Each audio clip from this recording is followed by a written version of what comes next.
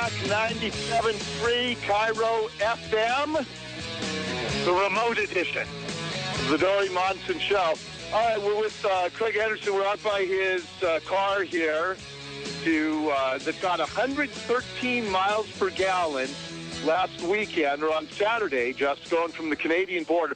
Okay, Craig, tell me a little bit about this, because I'm standing, the first thing that strikes me is I'm not the tallest guy in the world, and as I stand next to the car, the roof of the car is just above my waist. It is a very low-profile car, right? Yeah, it's 43 inches tall and very streamlined, and you sit in semi-reclined position. Although you're a tall guy, my brother-in-law is 6'10". He can drive this car. Okay. Now, and the doors kind of flip up almost like a DeLorean-type door, fly wing. The DeLoreans were gull wing, and these are kind of, I call these pterodactyl doors because I like pterodactyls. Okay, all right. And in the front, there are no headlights. I'm looking at this, the front of the car, and we're going to have the video up of this on my show page right after the show. But there are no headlights, and that's because you flip some kind of lever inside the car. A panel on where the hood would be drops down, and the headlights are about halfway back. That's to make it as streamlined as possible, obviously. Yeah, it's not as streamlined at night as it is during the daytime. Yeah. So we get better mileage during the day. Okay, and same thing with your tail lights, where they are somewhat vertical, but you have covered them with a piece of glass or plastic, plexiglass, whatever, that continues the slope of the... I mean, it's almost like a bullet shape, the car, right? It's very streamlined. Like I said, it's built more like an airplane than like a car. Okay, you want to take me for a spin here? Sure. Okay. All right, so like I say, it's an extremely low-profile car. Okay, so Craig has to educate me on how to get in the car, sit on the... Oh, man, this is weird. To be this... How far off the ground am I right now, Craig? 6 inches at least. 6 inches. My butt is 6 inches off the ground. Okay, I'm getting buckled in here because, with me... It's always safe. Holy moly, that door slamming is loud. It's safety first.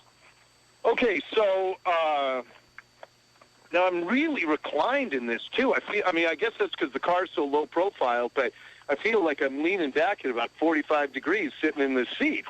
What's the story there? It's very comfortable. Yeah, it is. It is comfortable. I mean, I'm way reclined here. Okay, so tell me about the technology in this. I see a lot of wires. I see a lot of strange scientist stuff. What's going on here? We didn't have room for the flux capacitor, but this car's been around. We modified it. We put the engine from a newer engine in it, so you can see some of the stuff is our instruments are just tied on here. So it's not a finished, complete looking thing. It's been modified. Okay, you got a little roll bar right behind our seats here, even though we're completely in this like bullet-shaped car. Okay, the steering wheel has to drop way down after you get in, I see, just to accommodate your legs. All right, so we're pulling out of the parking spot here. What's your top speed in this? This car will go over 100 miles an hour, probably 110. Okay, what's that rumbling that I'm hearing? I don't like that. It has extra tall tires on it for this thing. They weren't designed for this car, so... there we go. Here we are. Okay. All right. So we're, let's just take a right, and we'll just go around the block, right, and get me back to the studio here. But like I said, it's very strange to be so low off the ground, but it's got a little giddy up. I mean, you accelerate, no problem. Are you one who thinks that the hybrid cars are all a scam, or because there is technology that'll get much better mileage, conventional technology at a fraction of the cost? Oh, no, I think hybrid cars have their place. They work well during the city and battery cars maybe the next thing, too. The one thing we did on Saturday, we drove from Portland, or from the Canadian border down to Portland, and we averaged 113 miles per gallon. Then what we did is we turned around and drove back. We drove 520 miles that day. That's something you couldn't do with a battery-powered car. You could do with a hybrid, though. Yeah. Okay. Well, we're just at a red light getting back onto East Lake. So if you were now, you have all the standard gearing. Is it it's a manual transmission? This is a semi-automatic manual. It has 6 speeds forward. I don't know what that means. What do you mean? 6 speeds forward? And 1 in reverse. It has a 6 gear. Yeah, 6 speeds. Okay. And what did you say? Semi-automatic? Yeah, it doesn't have a clutch. It's one of these funny new transmissions. It's from actually a smart car. So what makes it at all manual then? Well, I'll show you as we speed up. Okay. All right.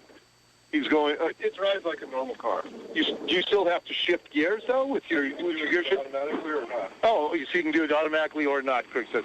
Okay, so now we're accelerating great. I mean, we're going up East Lake and easily went from 0 to 40 in nothing there. So this thing is really an interesting car. Oh, look, there's Jamie taking video of us for the website there. We'll get this video posted on my show page right after I get off the air. You can see the video of the Avion. We'll get a link up to Craig's website as well, and you can see what this is all about. All right, Craig, well, this is absolutely fascinating. I'm still trying to figure out why this isn't being mass-produced, and I'm skeptical of the whole thing because it all sounds too good to be true. We're honestly getting the mileage that we say, and we're having fun doing it. Okay. Well, thanks for coming by with this. This is really cool. This is fun. How do I get out of this now? Oh, you're trapped. Yeah, this is just a scam to kidnap me.